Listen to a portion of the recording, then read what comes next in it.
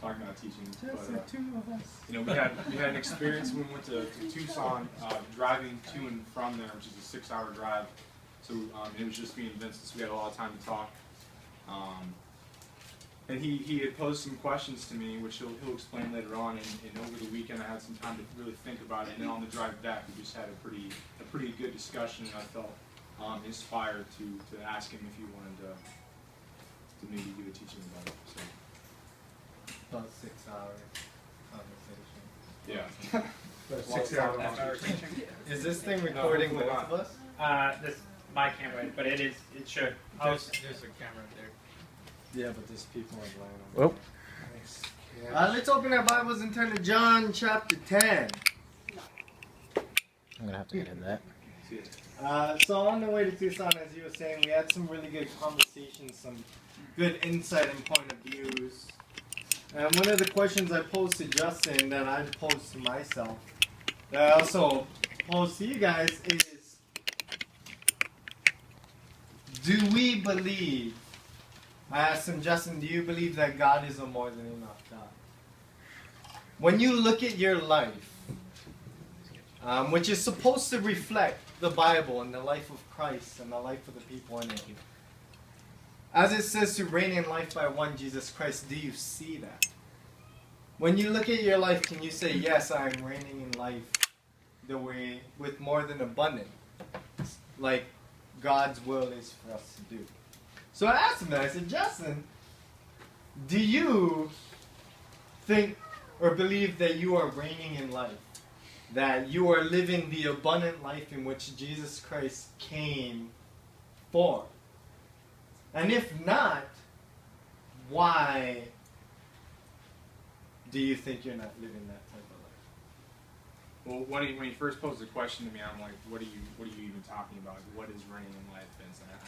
I understand what you're saying, what you're asking of me. And so he explained it, and that's where we're going to start. Yeah. That was about as long as it went. But so he said, what does that mean? And that's a really good question. When I say reign in life, I'm not saying, for me the answer was no. And I'm not saying that I'm not thankful. I'm not saying I don't have a lot to be thankful for. I have a wonderful house, great friends. I have a great girlfriend. I have God. I have the Word. I have the Holy Spirit. But when I look at it in comparison, in what God says our life should look like, I was like, no. Why is that? So I've been really asking God to help me with that. And this is what I came up with. These are the verses that I looked into. So in John chapter 10, verse 10, it says, the thief comes not but for to, no other reason, but to steal, to kill, and to destroy. That means to steal the word of God from you, to literally kill you, or to destroy you, meaning kill you before you can receive the word of God and you're born again. But Jesus Christ said over here in verse 10, it says, I am come. That's right. The better has come, right? Yeah. You're cruising over here, you're hanging out with somebody, that's cool. But then Jesus Christ comes. I'm going to be like, okay, the better has come. So the better has come. I am come, Christ says. He has come that they who believe might have life, and that they might have it more, what? Abundantly. So I looked up this word abundantly, and this word abundantly is the Greek word perissos, which means to have life exceeding in number or measure, exceeding in rank or in need, to surpass, to have much, much more, to have over and above more than is necessary. One of my favorite definitions that came up with this in the Greek was superadded. That we could have our life, as great as it is, and have it superadded, more abundantly, more than enough. Meaning that you have so much, but you have too much. And what I was looking at is, throughout the Bible, we read stories about Peter when he was fishing, and the fish, the net broke, and then God, he called his friends over, they came in, all their boats were filled up, and the boat started sinking. That's the God that we serve. The more than enough God. Don't you think God knows when the boat's going to sink? But yet, he keeps putting the fish in. Because we have a more than enough God. We should have that more than enough life, because that's where Christ came from. Second thing was in Romans chapter 5, in verse 17. Let me get there. In Romans 5, verse 17, it says, "For if by one man's own offense death reigned or ruled or kinged by one."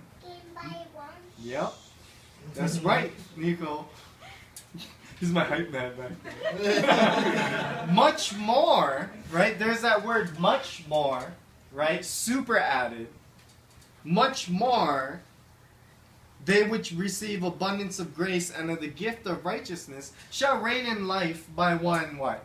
Jesus Christ. So this word to have life and have it more abundantly means to reign in life. And I started thinking like, okay, if God's saying that I should have more than I need, and I should be reigning in life, like a king reigns. You don't see him saying, "Bring me the best meat if we have any left." Yeah, you don't hear, "Bring me some wine if we can spare some." No, because he has more than enough, right? This word here, to reign, which will come up multiple times, means to reign like a king, or to rule over. And that's in the sense of having much more. So Jesus Christ came that we should reign in life, that we should have life and have it more than abundantly.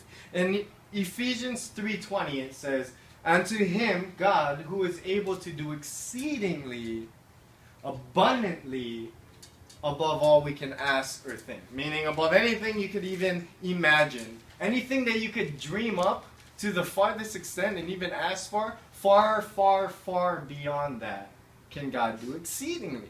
So not only abundantly and much more, but exceedingly. And God is the one that can do exceedingly above all we ask and think. And he does it for us. And then, so when I looked at it in that light, I was like, no, I don't think that I'm reigning in life. I don't think getting by paycheck to paycheck, even though I'm super blessed with the paycheck, right? Don't get me wrong. But I don't consider that reigning in life like I read it in the Bible. And that's what I was explaining to Justin. And I said, so Justin, with that in mind, do you feel like you're reigning in life? And if not, then why? And this is what he brought up while we were talking about the word. So, I mean, I can only speak for myself, but I feel like, most people have certain things in common. And so, for me personally, what gets in the way of reigning in life and having the abundance with God and coming to God with all my problems is, you go through life, you rely on yourself, or, you just get used to a certain expectation of just kind of doing things. And like for me, I get in the habit of the point where when people are offering me things, whether I want or not, I almost just always just say no automatically. And so in that way, I have a habit of self-reliance and just carrying all my own problems and not letting people help me. It's not even, I don't think it's a matter of pride or anything like that. It's just the way I'm used to living my life. And so with that, there's a verse in Samuel, 1 Samuel 16:7. That kind of talks about how and why we think the way we think. So whoever gets there first, if you want to read that. Yes, chapter 16, verse 7 in 1 Samuel. All right. But the Lord said to Samuel, "Do not judge from his appearance or from his lofty stature, because I have rejected him.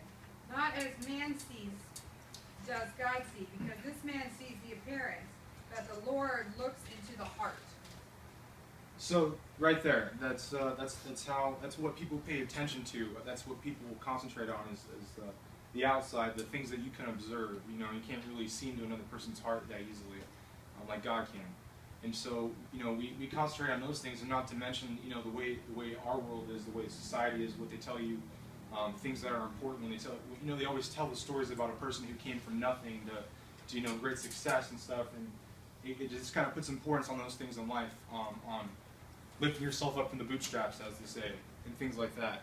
And some further examples of that is in Romans, chapter 7, verses 14 through 5.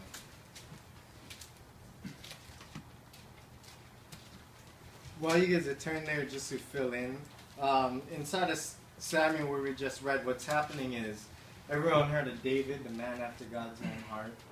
Samuel is being instructed to not go with Saul, but to go find the man in which God found after his own heart to become king.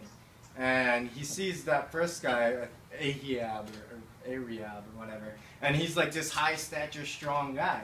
And it's like, surely this must be the man. And God says, no, don't look at the outside appearance, I look at the heart. And it's a journey for him to go and find David. And that's what God searches for. It's not so much seeing the outside circumstances, what things look like, but the heart. You know, and that's what was going on over there. Yeah, so Romans 7, verses 14 through 15. Does anyone want to read that? Go ahead. For we know that the law is spiritual, but I am carnal, sold under sin. For that which I do, I allow not. For what I would, that do I not. But what I hate, that do I. So in the ESV, it says, for we know what the law is spiritual, but I am of the flesh, sold under sin. For I do not understand my own actions. That's the part I wanted to get across. For I do not know what I want, but I do the very. For I do not do what I want, but I do the very thing that I hate. So it's not that we don't understand what the right thing is. Like personally, like I know what options are available to me from God.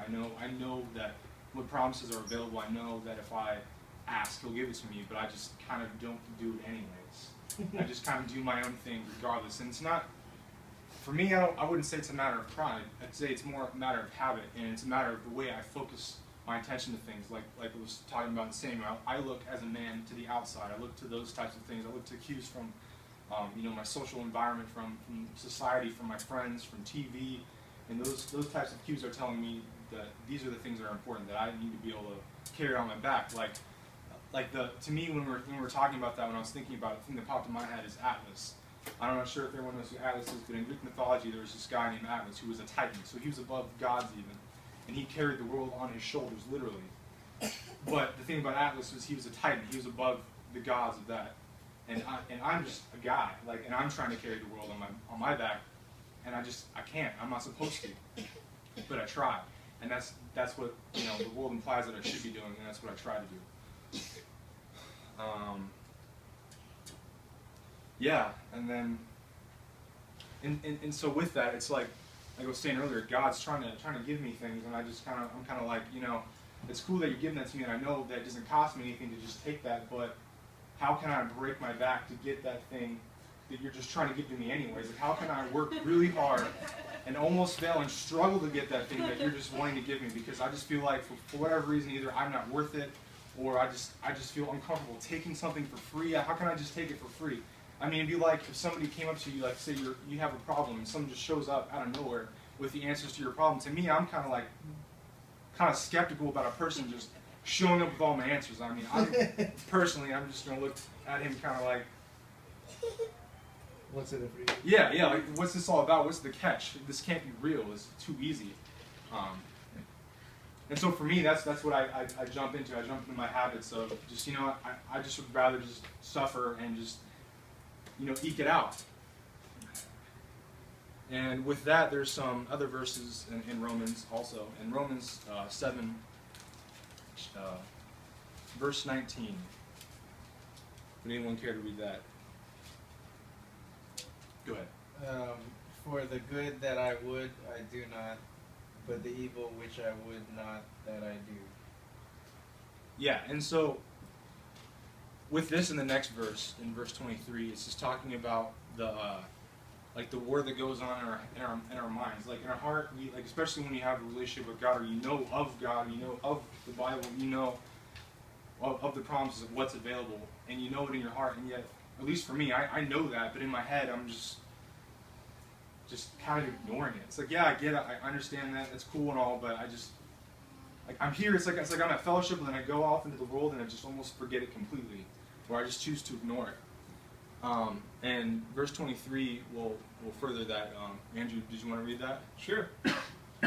Romans 7:23. But I see another law in my members, warring against the law of my mind, and bringing me into captivity to the law of sin, which is in my members. And the way I phrase that when I talk to people is I call it thinking yourself into a box. Like I do it all the time, where you think yourself into a situation, into a way of thinking, and it's just you kind of get trapped in there, and it's really hard to get out. And that's the way I feel about it. Is, or another example I was thinking of earlier is, I'm sure you guys being in San Diego, I'm sure maybe you've met somebody in your life who has not spoken English as their first language. My friend David, he's from TJ. He didn't start learning English until he was 12 years old, and he was explaining it to me how difficult it was for him to learn English, obviously. And so I think about it. Our carnal nature is what the world teaches us from the time we're small.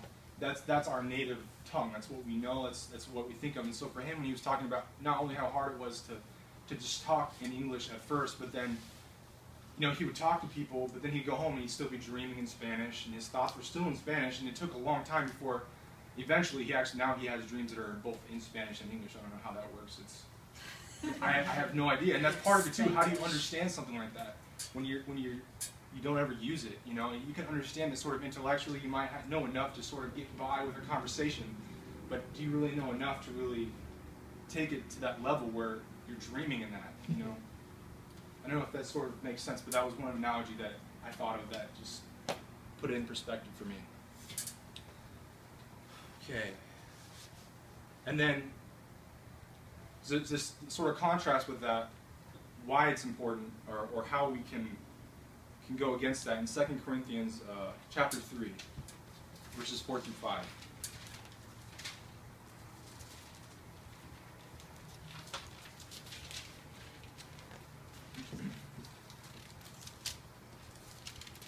Such is the confidence that we have through Christ toward God. Not that we are sufficient in ourselves to claim anything as coming from us, but our sufficiency is from God. So, that pretty much sums it up for me right there. It's just, we're not supposed to do it all on our own. We're supposed to seek help from God and from others, and it's not all about us. And another thing I had that happened during the weekend that we were talking about in the car was there was a kid during, you guys were there, when he was talking about his experience, the kid from Texas, and he was talking about how we got in the car and he was on top of the thing. When he was saying that, in my head, I'm like rolling my eyes and I'm just thinking like this is what you're complaining about. And then I thought about it later on, that was my automatic reaction, just like, that's kind of really messed up. That this kid, he's talking about his problem, and to me it might not seem like much, but either way it was a lot for him. And either way he went to God with his problem. So instead of me looking at him like he's screwing up, or like he's not doing it right, or like he's weak or something, I should be, admiring him for going to God when his problems aren't even that much yet.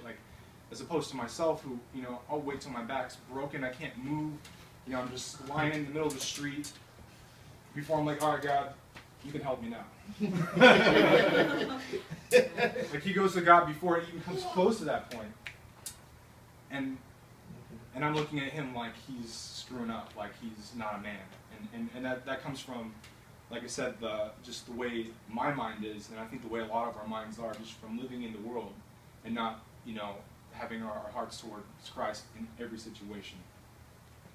And with that, Vince has some examples of how having confidence in God and having just really believing and really having your heart for that, what that can do, what the Bible says about that. Let's go to Mark chapter 6. I think the reason I really enjoyed talking to Justin about this with the things he was bringing up is, for me anyways, I connect with it. I think, it's pretty common that, from a child, we're kind of programmed to work for our paycheck and then use our paycheck properly that we worked for. And we're kind of programmed to, if there's a problem, go and fix it and do it on our own. And it's not that there's anything wrong with that, but when it comes to our lives and wanting to live abundantly, if God's version of reigning in life is to have more than enough, to not struggle, to not even have a burden to carry, God's version of life is, it says that He fills up the cup till the cup runs over, onto the table, onto the floor. But oftentimes, in my life I connected with that because it's not that, like you said, it's not a pride thing. It's kind of just a habit that I kind of grew into.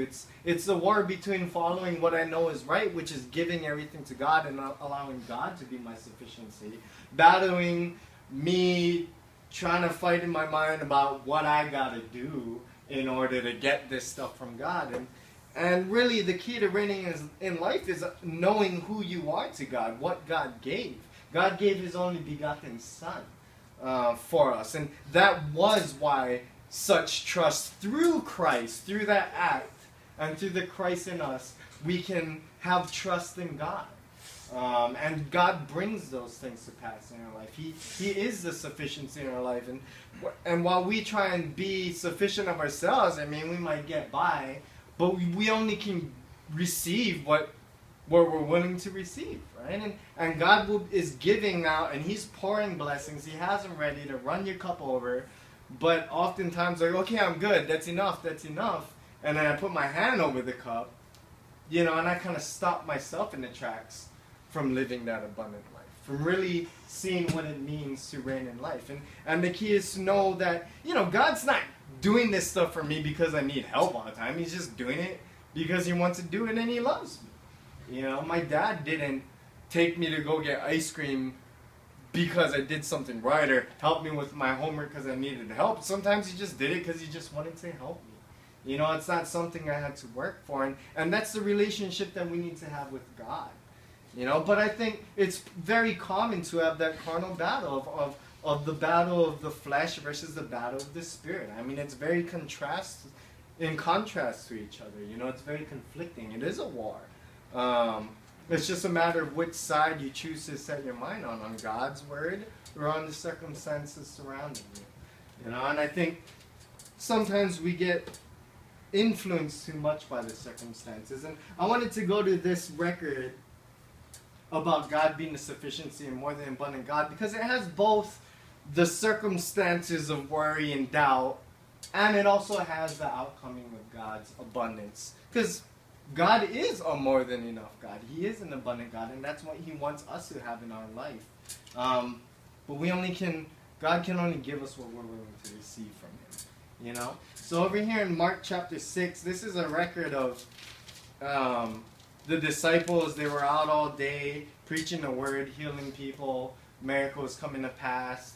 And then towards the end of the night, they didn't even get to eat. So they were trying to get to a ship privately, actually, trying to sneak their way there. But the people saw them and followed them, and they saw Christ. And so they went on the ship, and this huge multitude was following. And this is something that I kind of connect with here. In Mark chapter 6 and verse 34, it says, and Jesus, when he came out, saw much people, and was moved with compassion towards them, because they were as sheep not having a shepherd, and he began to teach them many things.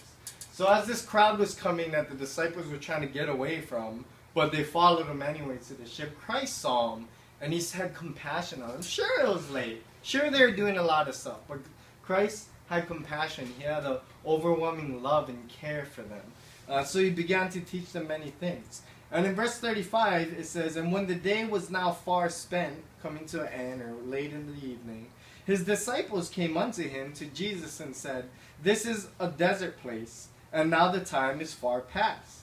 Send them away, that they may go into the country round about, and into the villages, and buy themselves bread, for they have nothing to eat. So, they were out following the disciples and all of that this whole time. Jesus Christ was teaching to them for a long time, and now he's saying, oh, it's late, people are hungry, we should send them out to get food.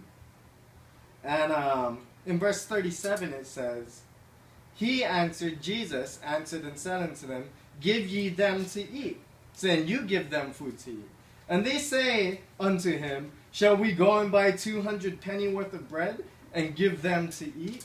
And the reason I come to this is, sometimes with circumstances in our life, we get overwhelmed with what's in front of us. I've seen God work in my life a lot. I've actually, at one point, there was this one time I casted out a devil spirit inside of this young kid, and then I knew immediately after there was another one, and I got scared, so I went to go help I went to go grab another believer to help me because I doubted it. I know, it doesn't make sense, right? I just casted out one, now I don't think I can cast out the other. So there's, that's what's happening here, is they've seen all these miracles come to pass, yet their mind, that carnal nature, that doubt of what's in front of them, the circumstances, starts kind of bothering them.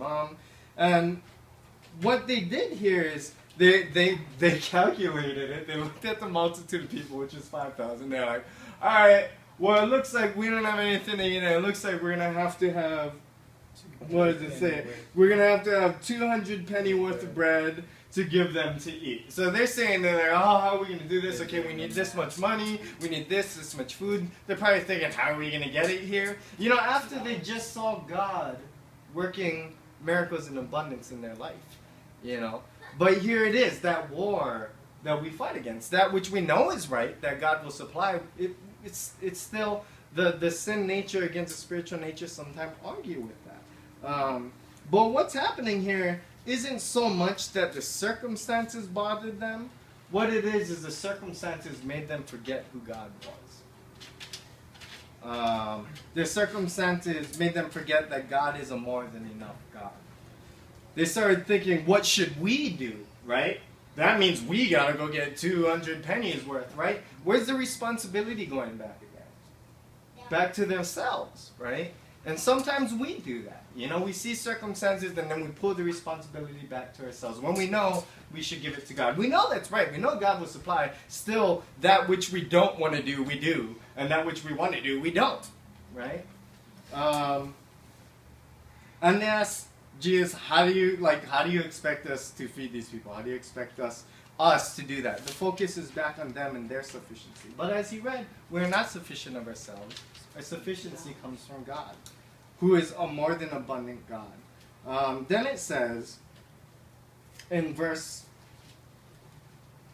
Actually, there's a different. Well, let's read verse 38 and 37 one more time. It says, he answered and said unto them, give them to eat. And they say unto him, shall we go and buy 200 penny worth of bread to give them to eat? Jesus said unto him, how many loaves have you? How many loaves do you have? Go and see. And when they knew, they say, what? They had 5 and 2 fishes. Now I read this all the time. I was like, oh, I thought they didn't have food. Where'd these 5 and 2 fishes come from? And this is pretty cool. Let's go to John chapter 6. It's the same record, just a different part of it. It's kind of like scriptural build-up to get a full picture. So Matthew, Mark, Luke, and John chapter 6.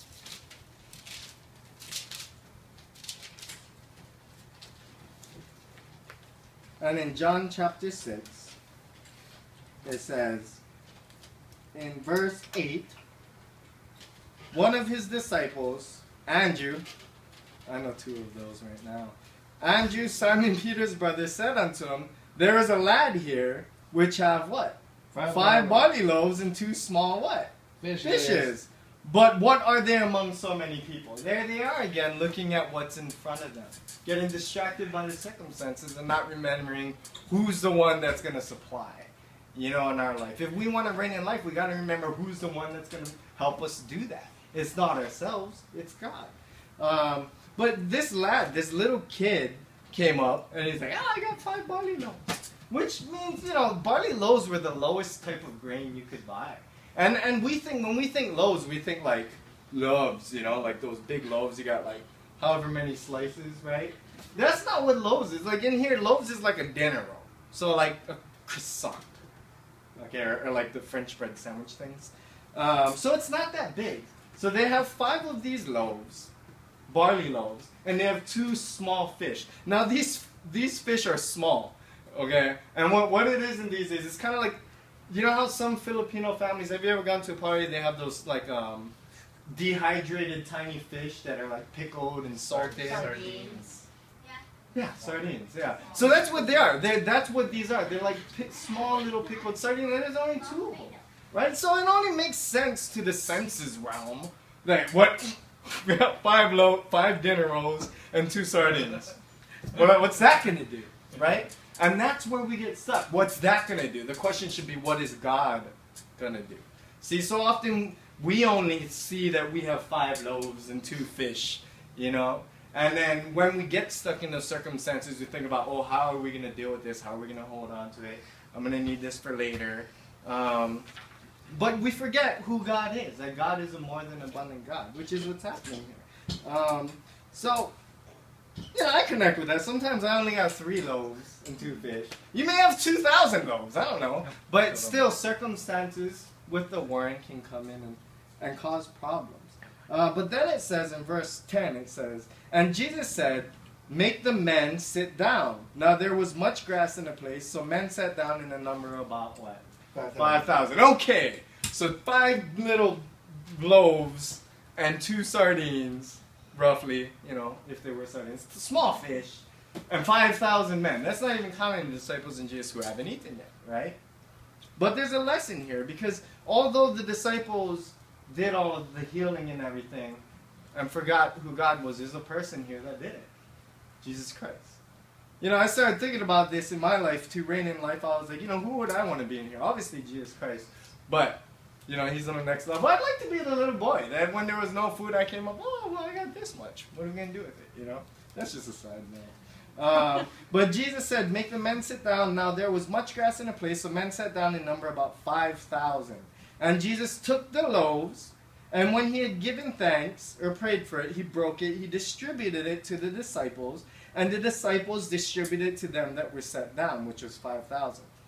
And likewise of the 2 fishes, as much as they what? Would, which means as much as they needed. 5 loaves, 2 sardines, 5,000 people. You would figure it'd be gone after the first 5 people, right? But no, they kept going, and then in verse 12 it says, when they were filled, they all were filled, they were full, is what this word is. He said unto his disciples, gather up the fragments that remain, that nothing be lost. And then it says, therefore they gathered them together, and filled what? 12 baskets with the fragments, the leftovers of the 5 barley loaves, which remained over and above unto them that had what? Eaten. You see, sometimes we can go through life and we can know what's right, but we get distracted by situations, by circumstances. Sometimes we only have 5 loaves. And I found myself like, do I reign in life? I trust that God will help me reign in life. But when it came to putting my fish where my mouth was, it didn't really work out. So I've been praying to God a lot, and I encourage everybody to, God's will is that we have more than enough. That we have above and beyond, more than rank, that we have in excess, because God is able to do that.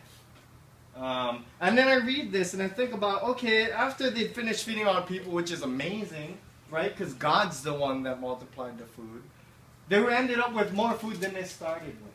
Not 12 loaves, 12 baskets, okay? And then I think, just like the boat, the boat started sinking, and that broke. Doesn't God know? Okay, he fills up our cup till the cup runs over, right? God knows when the cup is full. God knows how much the boat can handle. God knows how much food they needed. Why is it that there's always leftovers in abundance, more than they had in the beginning? Because God is a more than enough God. God is a God that wants to give you what you need to reign in life. The way that he showed that is through giving his son, right? It says, he that spared not his own son, but delivered him up for us all, how shall he not with him freely give us all things? But sometimes we get stuck in circumstances or things hold us back. Like for me, sometimes it was, okay, what do I got to do to go get this? God's got it waiting for me, but I'm over here, like Justin said, how can I break my back to get or trade that equivalent value like when I'm taught to do from a little kid, when God's just freely giving it to us, right? But we can only God can only give us what we're willing to receive. So it's important for us to remember who God is. He's a more than enough God. God's will is for us to reign in life, right? As to rule, to have more than enough. That's why Jesus came. He said, I have come for this purpose, that you may have your life and have it more abundantly. And that's what we all should see in our life. And we should ask God how. Because God is willing to do that which is exceedingly abundantly above all we can ask. And, it was just a great reminder while we were talking about the different things that hold us back from reigning in life. And the things that we see, we can change them. We can renew our mind. We can focus back and not forget who God is. And we can remember that God is a more than enough God. And, because what's not enough or is insufficient in our hands, because we are not sufficient of ourselves, right? When we put it into God's hand, what is not enough becomes what? Enough. More than enough. More than enough. More than enough. So the key to reigning in life, if we really want to see it, we got to go to God and we got to let God do it. And that's the record I wanted to share. There's a lot of other records, but I thought that was pretty on target, pretty good record to share in the light of that. And there is a war going on, but we can remember who God is. All right. So to kind of make it sort of clear how we can do this, to stay with that second language analogy. Like, I don't know, has anyone of you ever tried to learn a second language? Is anyone in here fluent in a second language? Okay, so why aren't you fluent in a second language, Andrew, even if she is? I spend more time doing math. So you don't use it, right? So, like, when anyone's learning a second language, you don't just start speaking fluently, right? You have to start small with, like, little things here, little phrases here and there. So I would suggest that starting with, instead of just maybe giving up to God right away, I mean, if you can do that, hey, you should do that. But if you're like me and you can't just do that, maybe you just start small. But the thing is to practice. I mean, you just do one small thing and then just walk away from it forever. You're never going to speak that language again. I mean, you can be fluent. You can even be fluent for a time and then just walk away from it and never use it again, and then you're never going to use it again. It's just going to go away. So I think it's important to remind ourselves that we got to practice that. And the thing is, if we do practice that, then, like it says in Jeremiah 17, 7 through 8, which is where we're closing. It makes you feel any better. It says, "Blessed is the man who trusts in the Lord, whose trust is the Lord. He is like a tree planted by water, that sends out its roots by the stream, and does not fear when heat comes, for its leaves remain green, and is not anxious in the year of drought, for it does not cease to bear fruit." So if we can remain, fluent in that, if we just keep practicing, then we can have that. We can be that tree, rooted in that stream, where even when times get tough and everything's real bad around us, we can still be bearing fruit. Which means, you think about a tree bearing fruit. A tree doesn't bear fruit for itself. It doesn't bear fruit for any other reason than to share it with the rest of the world, to create more trees, to, for birds or animals or for whatever, to sustain itself from the fruit. But the tree in and of itself doesn't need the fruit. So when we're like these trees and we have all this excess, when we're receiving abundantly, and we have more than enough, even in the hard, tough times, then we can share that with other people. And I think that's pretty awesome. And I think that's the goal that we should all strive for, because that's kind of the whole point of trying to be like Christ. So. Yeah, and like I was saying, it's not about what we can do. It's about trusting God and what He can do, what He said He'll do. It's not about what we deserve. It's about what God is willing to freely give. And we, for me, I want to see that. I want to reflect the same life that Christ did. I want to reflect the same life that Paul did, the same life that David did, the same life that Solomon did. There's many different things. God give us all things that pertain unto life and godliness, right? His will is that we prosper and be in health even as our soul prospers. That means in every way. So, I pose the question, that I pose to myself. Do you feel like you're reigning in life? And if you do, that's great. And if you don't, well, ask God how. Ask God to show you that you can experience it. Because that's the life that Christ came for. It said that the adversary comes not but for to. He comes for no other reason at all but to still kill and destroy. But right after that, Jesus Christ came. Above that, the better came, that we could have life and have it more abundantly. And I think that's what we should all see, and that's a goal that we should strive for in our life. For God, for each other, for ourselves. And as usual, the glory all goes back to God.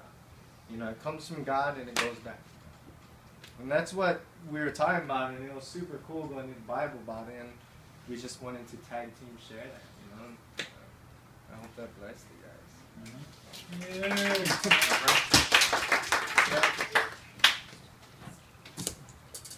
Alright, we're going to propose a prayer. Alright.